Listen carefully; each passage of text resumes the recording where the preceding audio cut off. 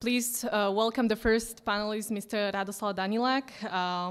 Rado has over 25 years of experience in this industry and over 100 patents designing state-of-the-art processing systems.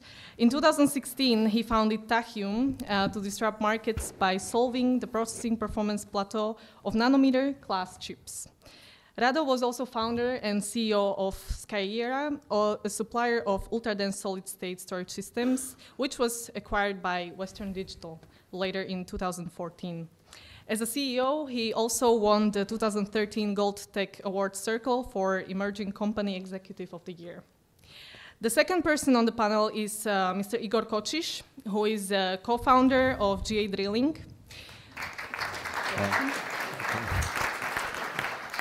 GA Drilling was founded on the desire to discover, develop, and bring to the market new technologies that will deliver a step change in energy mix worldwide. The third person on the panel is Mr. Dave Lazovsky, who is currently the chairman of the Energy Storage Systems Board of Directors. He is also the founder of Intermolecular and served as the company's president and chief executive officer and as a member of the board of directors from 2004 to 2014. Last but not the least, Mr. Douglas McAndrew, who is currently serving as the chief technical officer of Aeromobil. Mr. Douglas McAndrew has seen his career develop from Land Rover to McLaren and finally Smith Technologies Limited.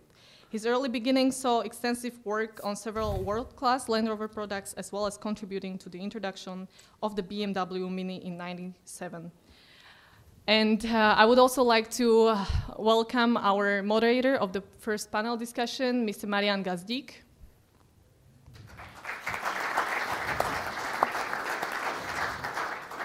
Marian has extensive background in entrepreneurship and venture capital and holds a number of senior positions in support of new business ventures.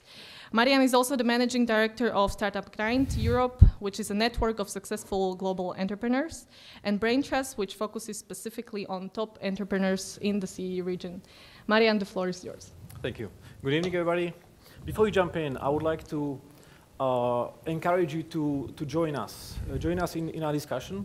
It will not be a series of keynotes, people stealing the stage, but we want to have a discussion and conversation about Danube Valley and the future of Danube Valley and these topics, which is mobility and energy. So all we ask you to do is just to open your mobile and open your browser and type in slido.com, that's it. And the hashtag is Danube Valley, and you can just ask away. Ask anything you would like us to answer, and I promise the top 5 questions will be answered, and which ones you will decide, because you can vote for questions you like. It's as simple as that. So this is just for the logistics. Now, we've heard from Robert and Marian about the future, about the past of the Danube Valley. So Danube Valley used to be a region which is its own history. Now we would like to talk about the future. And what's coming in the future. Danube Valley has more engineers than the entire Silicon Valley. Just think about that. Think about the possibilities we can do from this region. And we don't only want to connect the dots with the rest of the world, we want to create opportunities right here. And the opportunities are quite significant, and we'll be hearing about them because we have 4 amazing examples of companies which have either started here or have some connection to this region. Let's start with you, Rado. You, 20 years ago, you were teaching at a university in eastern Slovakia, right? Yeah, I was teaching on university in Košice. Why did you decide to leave?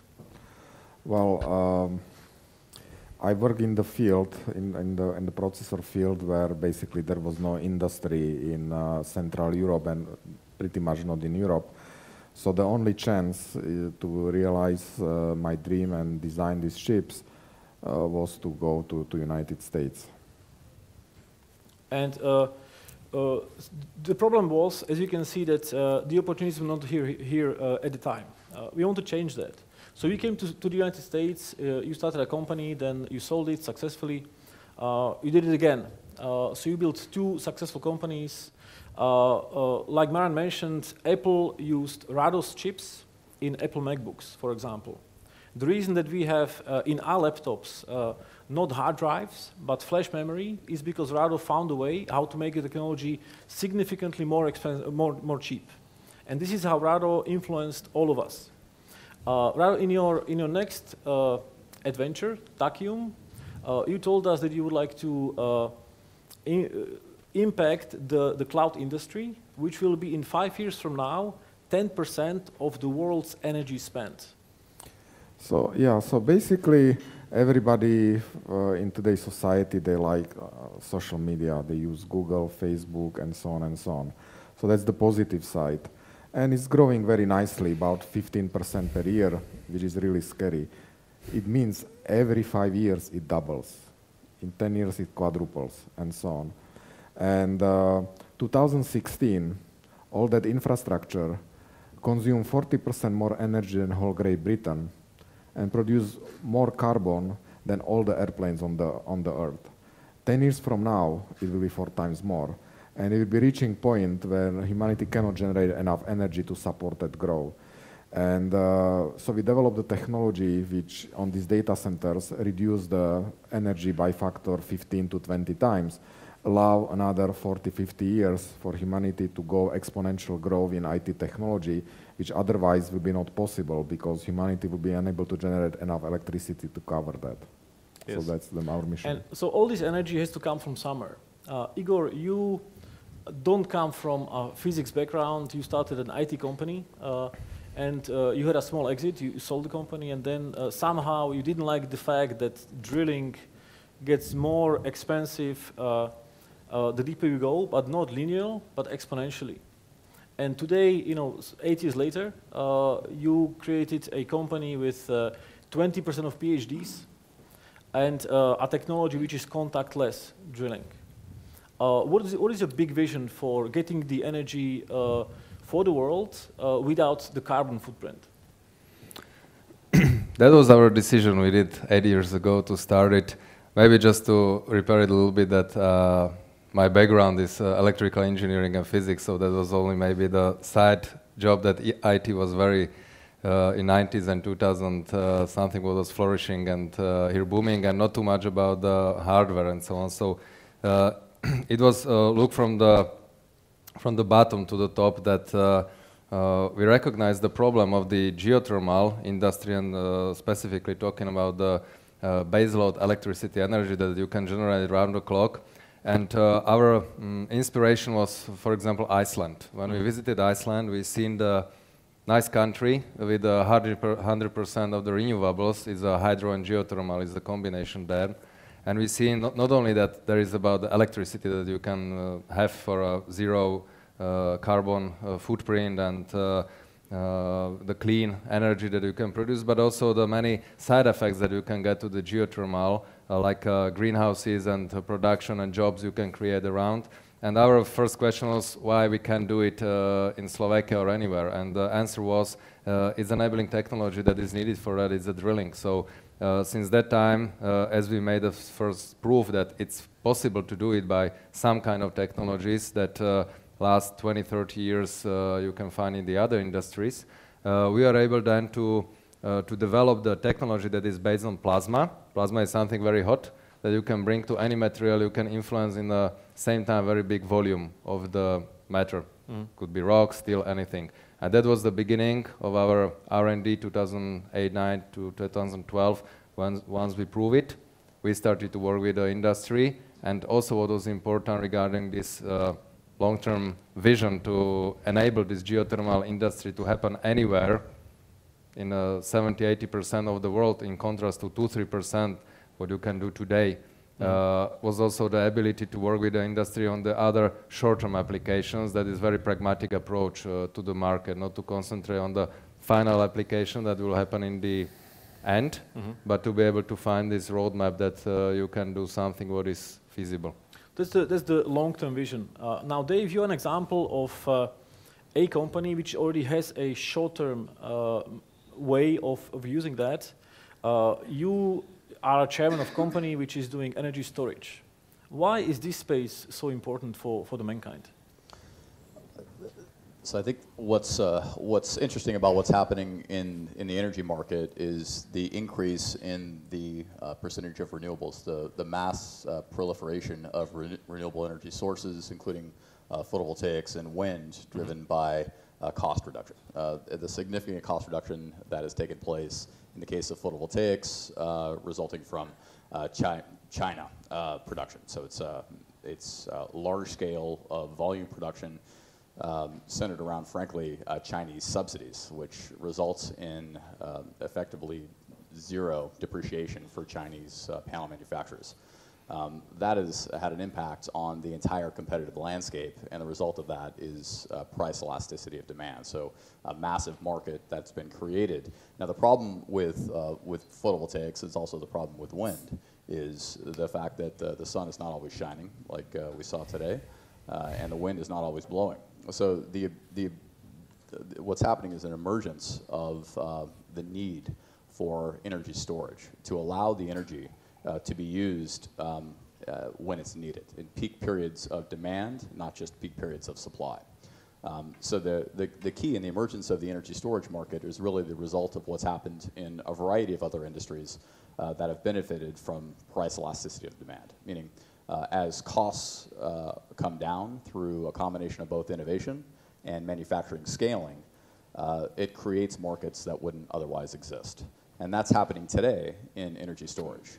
The incumbent technology that exists today that's ramping throughout the world is lithium-ion technology. Now the downside is that lithium-ion, frankly, is not well suited for industrial scale or grid scale applications. It's perfect for EVs. It's great for consumer electronics like your mobile phone. The problem with lithium-ion batteries is that with every cycle, charge and discharge cycle, they degrade, so the performance degrades, as I'm sure you've all experienced with your mobile phone. And also the number of cycles that a lithium-ion battery can achieve is about 6,000 for the world-class Samsung or a LG battery.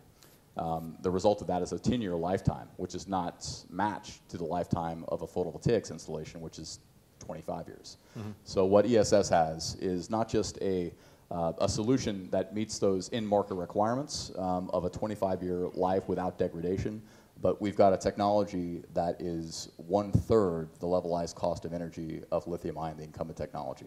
So we think we're extremely well positioned to capitalize on this growth in the energy storage market. So it's clear disruption, and you will hear tonight the word disruption a lot, because all these solutions are technologies which will really either help the mankind progress much faster, or not so much, and they fail. Hopefully they will not. This is the energy part. Now today's talk is about energy and mobility. If you look at the history of mankind, you will see that the areas of the world which progressed fastest were areas where transport was are very progressive technologies.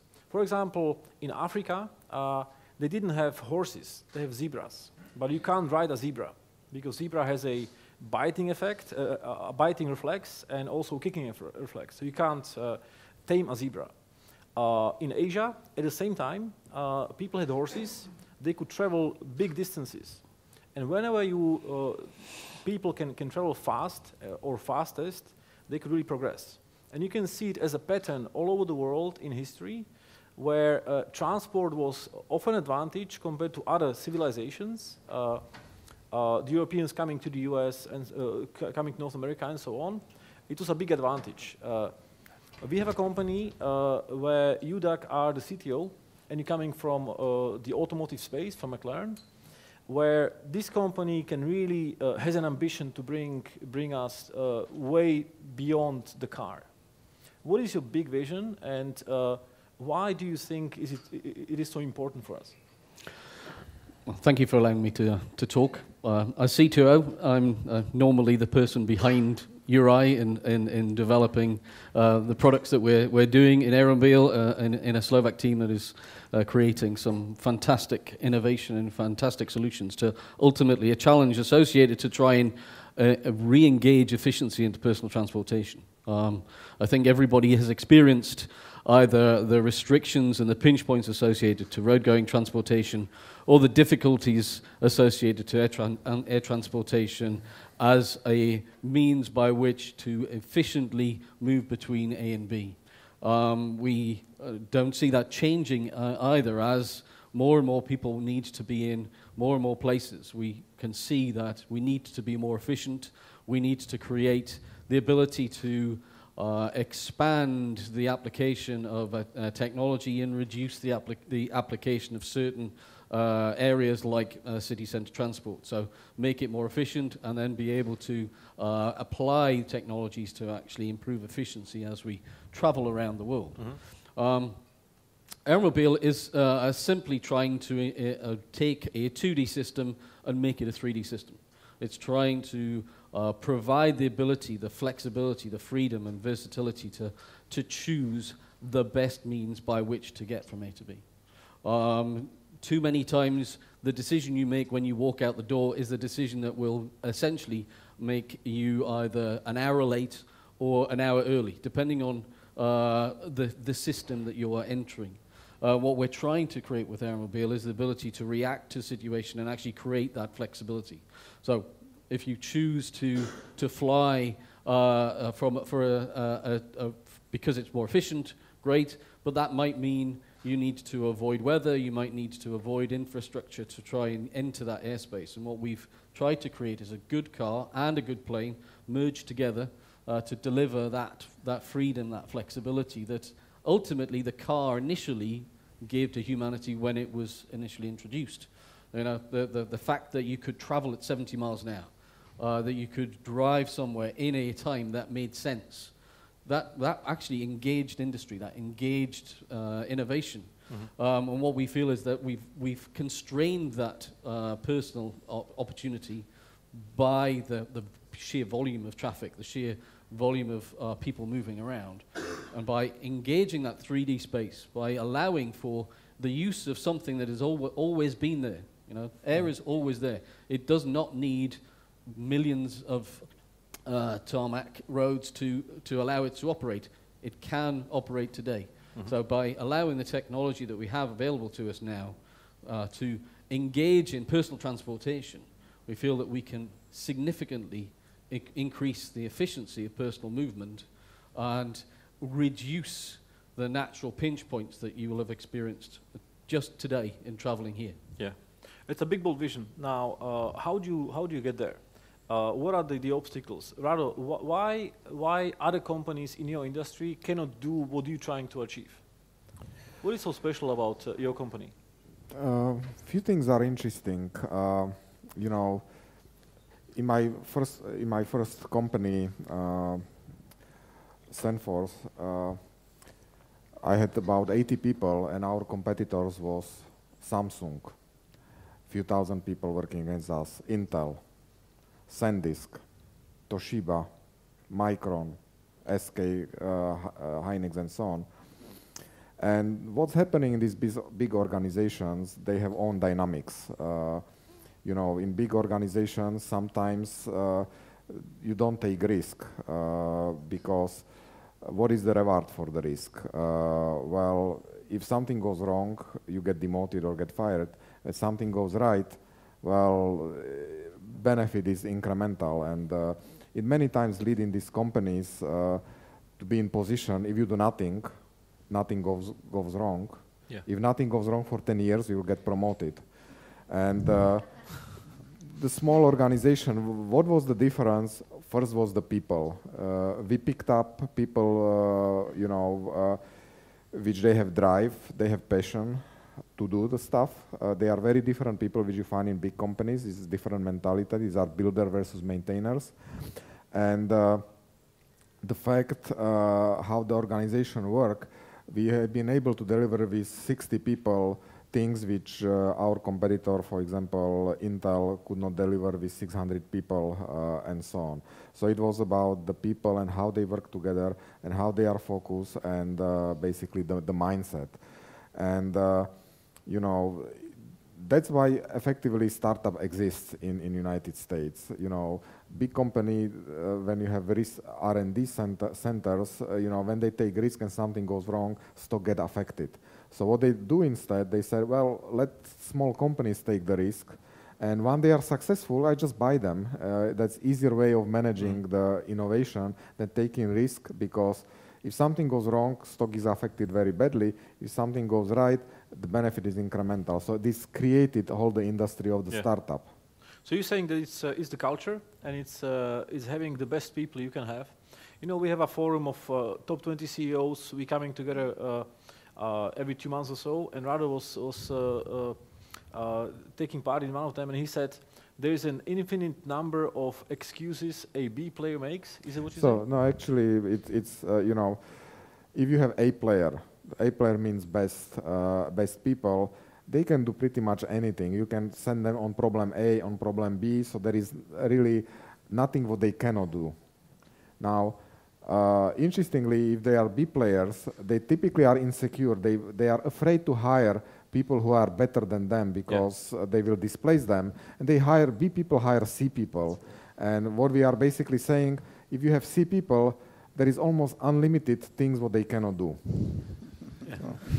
And this is something which stuck in my mind, because great advice, really working with the best people, they can save you lots of energy and wasted time and excuses.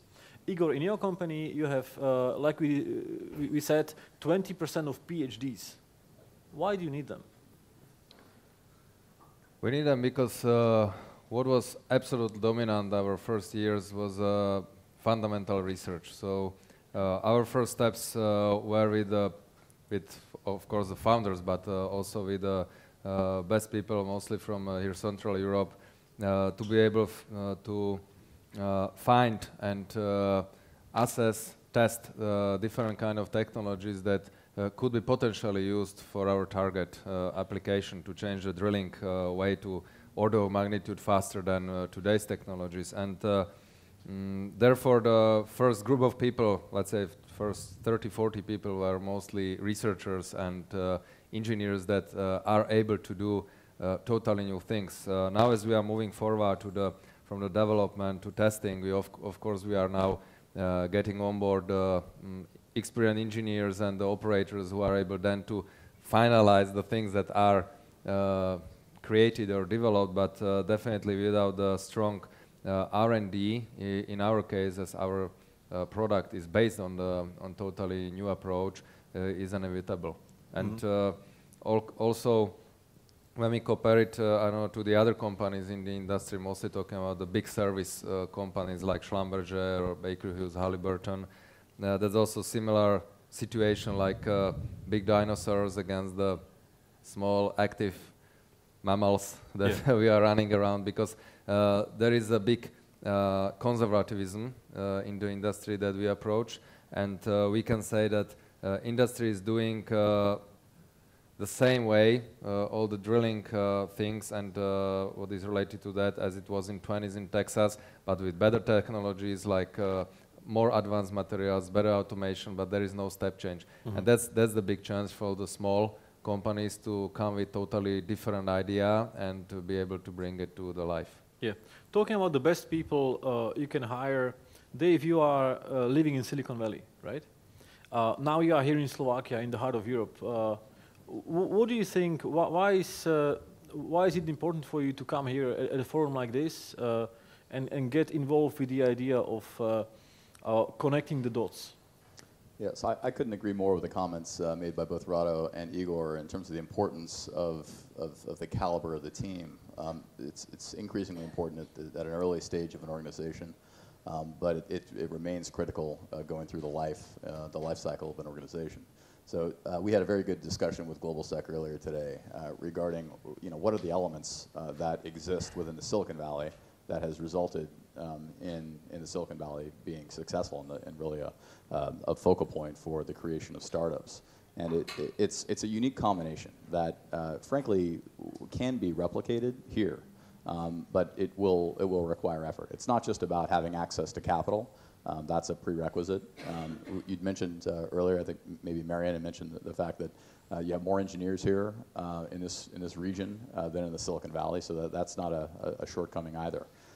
But it's also access to the expertise, the management leadership, the board leadership that have experience building and growing small companies, which is very different than being involved in a large organization. I couldn't agree more with Rado's comments that culturally there are big company people and there are small company people. And some people make that transition. Most people, frankly, make a transition from a big company to doing a startup. And some just aren't successful in that transition. It's challenging. I think there's a unique opportunity to create that ecosystem here, and we're excited to be working with IPM and in discussions not just in terms of expanding our business from the standpoint of sales and penetrating the Central European market, but also the opportunity to potentially do regional manufacturing here in the region. Oh, interesting. Now, talking about the ecosystem, there's a question on Slido whether Danube Valley is a virtual platform. Are there plans to create real ecosystems, campus, hub, etc.? We hope it's going to be eventually coming to having a physical platform like Danube Valley. But at the moment and at the beginning, we will really start by connecting the minds first. This is why you are here. This is why we have these tremendous examples of innovation here. And eventually, as you know, our company ESET is building a campus here, a physical campus. Rado is thinking about, with his new company Tachyum, to build a big R&D center in the region of Central Eastern Europe. Dave, you also kind of connect the dots as well to Silicon Valley, where Rado is also based. Doug, you are somebody who came all the way to Slovakia. Why do you think it's important for somebody like you, who is an amazing expert, to come and work for a Slovak company to bring your innovation to the world? Well, I'm only one of a number of people that have decided that taking on such an amazing challenge is something that is empowering and ultimately a need of the individual.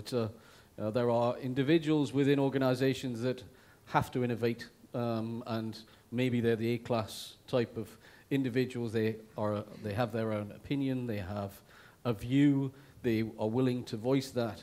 And that type of individual needs an outlet, needs the ability to feel value and to actually create value.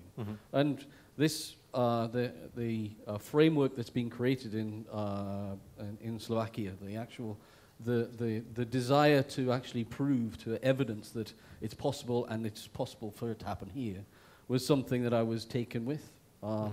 I've been here almost 3 years now, so well done. I should be able to speak an awful lot more Slovak than I can.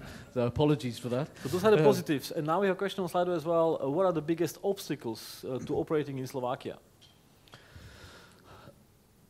I think for us, we have to get over that reputational side. We're trying to work in deep tech, a deep tech that has naturally some very, let's call them mature, old players in those fields that want to reinforce that they're the best place that innovation can take place. And that innovation has to follow their corporate strategy, their direction for legislation, their thoughts as to how timeline needs to develop. Okay. And that's quite something that needs to be broken down. I think if you were to look 15 years in the past, you would say that electric vehicles were never going to take the position they have taken today. That's true. Because of that resistance, not to innovate, but to innovate at a rate that large corporations are happy to innovate at. And that I see that as the perfect challenge that Slovakia operates and creates a framework that we can actually exploit. That timeline needs to be broken down. It has been broken down on several fields. We just need to continue to break that down, and this framework that has been created allows that innovative thinking, breaking traditional timing, and funding models to be applied to create something amazing. Okay. Igor, you're also a Slovak company. What are your biggest obstacles of operating here? I think the biggest obstacle is education system. It's I think it's the biggest challenge totally for the country now to be able to bring the people to the job market that are not only professionally good, but also they have some leadership, entrepreneurship, these skills that you can then develop. And I think as we inherited maybe from communism time, but maybe even farther to the history, the system that was not too much changed. And for us it's now quite hard to find right mindset of the people, mostly when we are going global. That's the point. The second, and that's I think something for long term, one of the things that we can do in that is to attract the people back from the Europe, from world, Slovaks that are successful in foreign countries to help to change it. And I'm not talking only about the business or technology, but also to be able to come to government, to the policymakers, exactly to create this ecosystem. Because what we are missing here, still we are talking about Danube Valley and these connections, but if you look to this, there are several important points that you have to fulfill, and it's a big gap now in these parts. What is related to the politics or policy support in a strategy and priorities of the country, of the region, to focus on some particular areas in long term to develop it. How, for example, in Finland, it was done 20, 30 years ago, and that's something what could be done because openly we have the potential to find also the sources for that, but we need joint work of the industry, innovative companies, and also the public part to join the forces and to help to make it happen. Because otherwise, and for us also, it's quite hard now situation that we have to get these elements that we are missing from abroad and so on. So that would definitely help to build another successful companies if that such ecosystem could work here. Yeah, there was a second part of the question from Juraj about how can this forum help in overcoming the obstacles. Maybe there's a question for Rado and Dave. Rado, what do you think? How can a forum like this help your company in the future to be more successful?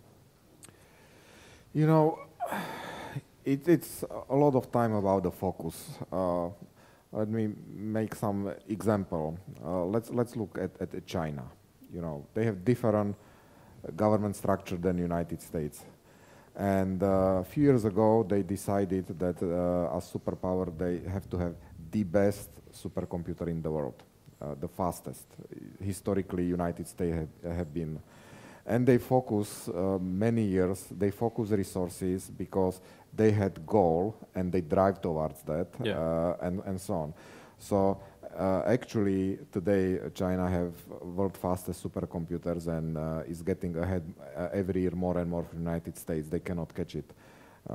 Actually at NVIDIA I built chip called Fermi which allowed China to build world fastest supercomputer. Later on, year later, United States put the export control on that. But since that, in last 3-4 years, they were unable to catch China in supercomputers. For example, they are used for new technologies development, nuclear weapons, and so on and so on. But it shows the focus. So what is important is to pick up the priorities that, yes, for example, AI or piece of the technology, energy or AI, pick up priority and then really go and execute that and drive and focus on that, you know, that's really delivers the success. This is a perfect answer because, as you know, in the 60s, there was this space race and Russia was getting ahead and ahead and ahead, and then Kennedy came on board in the US. And Kennedy just took a step back and he made this 10-year plan, saying in 10 years, the US, because he lost the race of who will be putting the first man around the Earth, he decided the US will put the first man on the moon. And the entire US just stood behind him. And amazingly, they did that. And the question is, probably this, the best question for Rastio, who keeps talking about Danube Valley for 2 years, and also for our panel here, what do you think should be the main focus of an area like Danube Valley? Rastio, any suggestions? I don't want to steal it from our panel, but yeah, there could be definitely couples for it. Okay, so we leave it to your panel. What do you think, panelists? So, you know, it's hard to compete against somebody who is there in their field and, you know, when nothing is changing because he's entrenched, you know, he knows how to defend. Okay. So it's always easy to come in when something is fundamentally changing. You know, 10 years ago, nobody would think that somebody will have different cell phone than the Nokia, and that was on top of the head. That's true. And, king, and then Apple came, not because they have better phone, they changed the game. So, you know, picking up on competitors in the field which is stable and is not changing is very difficult. It's like, you know, you are trying to attack the castle which is well protected and so on. That's almost impossible. And so, you know, we have to pick up things which they are changing right now. For example, there are few of them, you know, they're looking on transportation like flying car, or for example, AI. AI in next 10 years will replace more than 100 million people will lose the work because of AI. And, you know, we have, you know, people here, you know, we talk about that our school have been not great. However, what I can see in US when I was hiring people, the most difficult problem could be solved either by Russians, Eastern Europeans, or Chinese. A lot of stuff could not be solved by Japanese or Indians. It's different culture, different mindset. So we have a unique opportunity that we have a match between, for example, analytical skills and new field of AI. Everything is changing. Dave, what do you think about the way of how this forum can help? Yeah, so you know, I think again, you've got many of the critical elements that exist as we've discussed. But if you pick up on what Rado mentioned, you look at what tangibly China did, right, to catalyze that wave of innovation. The government took active steps in providing subsidies for capex, right, which was distributed through local government for infrastructure investment to create jobs and for economic development, and focused on specific key initiatives, including the semiconductor industry and advanced microelectronics. And the result of that is ultra large scale manufacturing. China has taken over from not just you know, Japan and from Europe, but from the United States. The other thing they did was tax policy, right? So at the end of the day, the businesses will thrive where it makes economic sense. The market will dictate where jobs are created and where innovation takes place. Okay. So you have to create an environment that is economically favorable, right, for growth. And that's what this forum has the ability to do. Bring not just the innovators together with the financing sources, the capital, such as IPM, and the technical and the management executives. You have to bring the policymakers and get them involved in ensuring, not that they're get in the way and introduce bureaucracy, because that's the last thing you need when it comes to starting up a company, but to catalyze growth. And to ensure that you have an economic advantage relative to other regions. That's a very good point. Having the public-private partnership in place, which is working, is very important. Igor, your company has made some headlines in this space, but you're also very, very famous for winning grants, not only in one country. How do you see the public funding the basic research, the ground research, and how important is it for you to make sure the government has transparent mechanisms to support innovation like yours with grants? Yeah.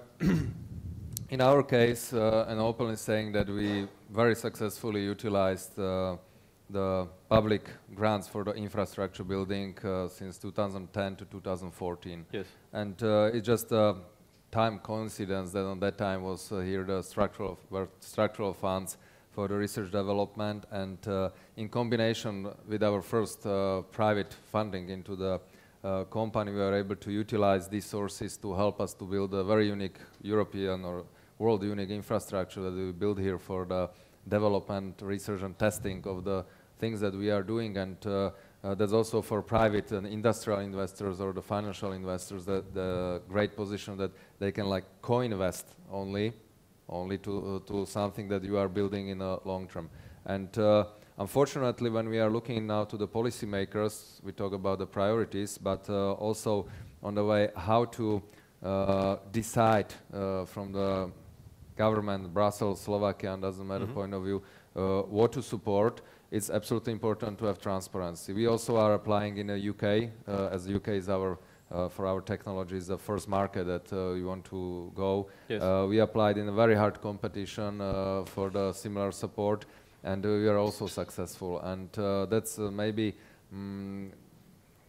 I think, one of the biggest challenges now in a very short term for our government and European Union agencies to help to create a system that can create such infrastructures, because on that system you can build a lot of then new innovations and companies that can utilize it, but not they just invest into something that is somewhere at the university, staying at in a backyard and nobody is using it, but to be able to work with the innovative people that they can do the spin-offs and they can do a lot of new things on that. And I am quite optimistic, hopefully, that after this bad summer what we had this year, and we can call it like collapse of this supporting system, that in 2018 and 19 it will be again something what is helpful, because I think for all the companies that are in a mostly hardware technology area, it could make a big difference. And big difference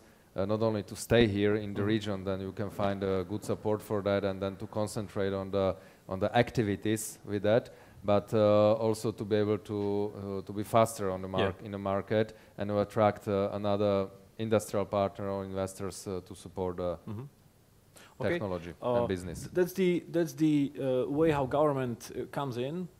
Doug, in your space, nothing is more important than regulation to be able to be safe. How do you see the role of regulation for the government, and what do you see changing in the upcoming years in your industry? Well, in personal transportation, there is no what would be called minimal viable product. It has to be as safe as the market expects.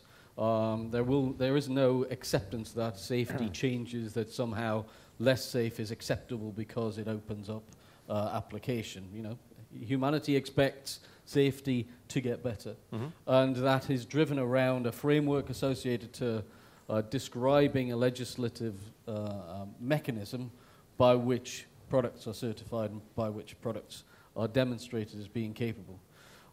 It's very important to make sure that that is driven around reality of what is needed, rather than simply applying historical data to the way that it's always been, and therefore it's always going to be like that. We've seen that in aerospace, where the restrictions in innovation in general aviation has been massive over the last 25 years. If you look at the FAA's regulations and EASA's regulations for general aviation, you will see a framework that describes only one way of developing a product, only one way of actually defining if a product is acceptable or not. And 10 years ago, FAA realized, and the federal government realized, that that was the wrong thing to do. By actually over-describing, over-prescribing the mechanisms by which products are demonstrated, innovation was removed, and new technology was prevented from being introduced because of that restriction. So a new attitude was taken by FAA, driven by federal direction, and that has washed into European definition as well in terms of safety. So we now see a regulatory framework that is driven around an output, safety being the driving factor. That is what is needed. And the actual governing bodies have realized that they needed to change their attitude towards methodology and allow the manufacturers to drive that innovation in terms of methodology. So we now have the ability to use alternative means of compliance. So in the past, you may have done one test, always the same test, and whether or not you're building a 2-seater aircraft or a 19-seater aircraft, it was the same requirement in general aviation. There was no differentiation.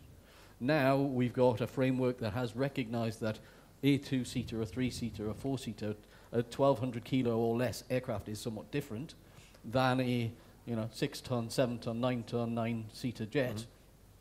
So those frameworks have been reimagined, and the users and the manufacturers have been given an input. And by giving an input, we've been able to innovate. Yeah. Introducing so the issue is that you are innovating at a much faster pace than the regulators. How do you help them? I think we have to encourage them by providing information of why innovation in certain areas is beneficial. I think they are becoming more open to innovation because they know the technologies have to shift, whether it be safety innovation or whether it be emissions innovation in terms of fuel efficiency. Those things are politically what is driven into the technology fields and are the desire of the regulators to provide, and we can provide them with the solutions that actually allow that to take place. But it has to be on a flexible basis, because we will have to, while maintaining safety, potentially deliver them in different ways. Gentlemen, this topic of regulation is quite important. How do you see the regulation in your industries? Is there anything which the government can do or should do to regulate, for example, rather in your case, the energy consumption of server farms? What do you think about that? Well, business side, basically they love regulations if there is no there. Means if they get out of the way. Many times a regulation in the United States, employing somebody and starting business is crazy regulated, over-regulated everywhere, which is increasing the costs, and that's why the US lost the competitiveness, because there is so much cost of overhead. When I was running a company before, it's so difficult to fire people and to comply with all the regulation. They are considerable burden. Generally, the regulation, if they are not necessary, sometimes they are necessary regulations, like aviation safety. The regulations are necessary. But in many areas, for example, if Uber was created in Germany, I think the taxi industry will make sure that they are regulated out of the business. So that would be example how the existing system, through these antibodies, to the regulation can fight back and kill a lot of innovation. The regulation should be focused only when the area is really absolutely necessary, and in other areas just stay out of the way of business. So that's a very good point. Less regulation can also cause more disruption. There's also a way how governments can help with making it faster. Igor, in your case, it's grants. In energy storage, we saw that governments can subsidize, right? Dave, how effective is the US government in making sure they can help and make your job easier in having it spread? Yeah, well, in terms of grants, just to give an example, so ESS got to the point of maturity that's equivalent to other companies that are valued at over $200 million, leading up to we just closed a Series B round, actually involving IPM today. But the company had only raised $3.2 million of equity-based capital. The other investments on the order of $3.5 million was from the U.S. Department of Energy. So there's funding that was available through a program that was called RPE in the United States to focus on advancements in energy efficiency. So those programs did work, and they have examples that worked. Obviously, DARPA is another great example, driven by the other major agency, the defense agency in the United States, of investment in early stage technologies. These are typically technologies that are 5 to 10 years away from commercialization, that would maybe be very difficult to find funding at an early stage, a seed level, that allow the early stage research to be done on the back of non-dilutive funding, and get to the point where a startup can be then transitioned to a seed or Series A round. Okay. Now, before we take some more questions from the audience, there's one question here on Slido which I see.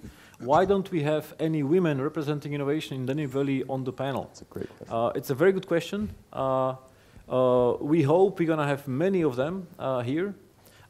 It's just that there are no groundbreaking companies being funded by women in this region yet. We have great examples. We have Lucia Šicko, who is in the audience, who co-founded a company, Pixel Federation. The company has 100 million customers globally. So we have some great women.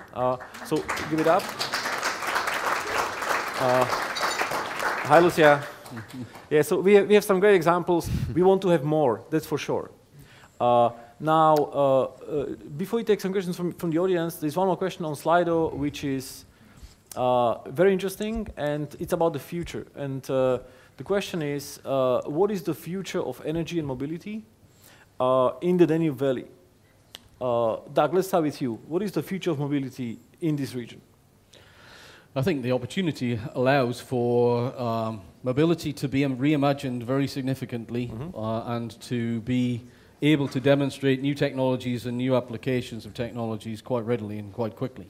There is a desire to and an ability to actually incorporate many new types of technologies, whether it be ultra-fast train technology, whether it be Hyperloop type installations, flying cars, drone city center applications.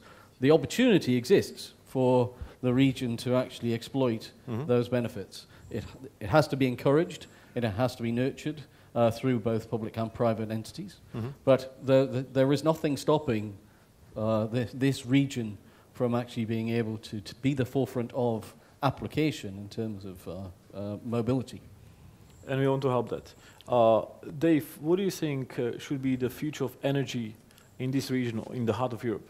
Yeah, so from the standpoint of storage, what's exciting about this region is that there's currently an existing installed base of about 10 gigawatts of renewables energy from photovoltaics and wind in this region. Yeah. And that translates to a tremendous opportunity for storage, for my company and for others in energy storage. So that's really what is drawing us to the region. Igor, the future of energy from your perspective? Yeah. If you are looking to Central European region and generally Europe, it's a little bit different than the other part of the world, because here we are talking mostly about the energy efficiency and how to replace existing sources of the fossil sources like coal, gas, and of course nuclear is something that is not too much acceptable for the future. And that's one issue. And the second issue, what is much bigger if we look for the energy perspective, are the regions when next 20-30 years is expected the growth of the energy consumption 30-40%, and I'm talking mostly about countries like India or China. And that's, I think, the biggest challenge, because energy is the global issue. It's not a local issue. It doesn't mean once you solve the problem, I know in Slovakia, that you don't need to care about India. That's true. Yeah. 100 times bigger or so. So here the question is that if we are able to develop in a realistic time a solution that will be able to replace the fossil fuels, because exactly the current renewable set is not full answer, as it is dependent on the weather. Generally, once you have night and it's not blowing the wind, then you have the problem, because the grid and the government is obliged to deliver 100% of the capacity of the country need, and that is something that is not solved today. So I think this is the biggest challenge for next 20 years. After the big solar and wind energy that will come to be able to look for the structure of the energy, to be able to deliver 100% from the carbon neutral and clean energy. I totally agree. Yes. Rado, what do you think? Well, whatever we do in energy has to be wise. You know, the green movement caused incredible damage in Australia. A lot of renewable energies. And when the sun is behind the clouds or wind stop blowing, what they have rolling blackouts. Electricity is gone. Unpredictable manufacturing. So the Australia is recovering from basically uncontrolled transition to renewable energy because it has to be done in planned way. In US, in California, in Silicon Valley, we experienced that too. 5-6 years ago, we have 3 years of rolling blackout. Electricity was going off on like not even third world country, fourth world country. And what was happening, just very briefly, basically the solar was deployed. People has at home the solar. Sun went behind the clouds. Electricity demand suddenly, picked up. But power plant, coal power plant, it takes 10 minutes to ramp it to the energy, to the level to compensate for that. And it takes time. So actually what it resulted that the solar energy brought much higher pollution in Silicon Valley before there was solar energy. Why is that? And the reason was very simple. Previously energy or power plants was running about 5% or 6% over the consumption rate, and it was highly predictable. So once the solar energy was deployed and sun went behind the clouds, energy demand suddenly go up 10%. So going forward, power plants will start running on 15-20% more energy produced than was necessary to compensate for falling the power demand. So the actually deployment of solar energy increased the pollution in Bay Area, and the problem is how to solve that and be really positive on solar energy is that energy has to be stored and consumed when is needed. So the power plant, coal-fired power plant, we don't need to run at 20% utilization to basically deal with the deep unpredictability of wind and solar. Now, if we are able to store that energy, where basically that sun goes behind the cloud, it gets pulled from the battery, the power plants will be able to go back only to 5% over provisioning. So it's very important, and it's in some state in United States they actually want to severely penalize the owners who they have solar panel on their homes because they don't have ability to store the energy, and so that's the example how we have to be wise to do the right thing, because there are unintended consequences which can actually damage the objective what we are trying to achieve. This is a very good point, and you mentioned Australia. Australia just did, you probably heard about it, Tesla just implemented the largest battery storage ESS, right? So it's a good concept that they can just, they're going this way. They want to store the energy just in case something happens to avoid those blackouts. Now, let's go, we have a few minutes left. How much time do we have left? 2 minutes. So let's take 2 questions from the audience. We have a microphone here. Please raise your hand if you have any questions.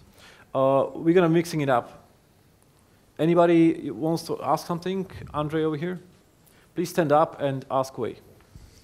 Thank you. The question, I already wondered about it at the Tatra Summit when we were in Tatras.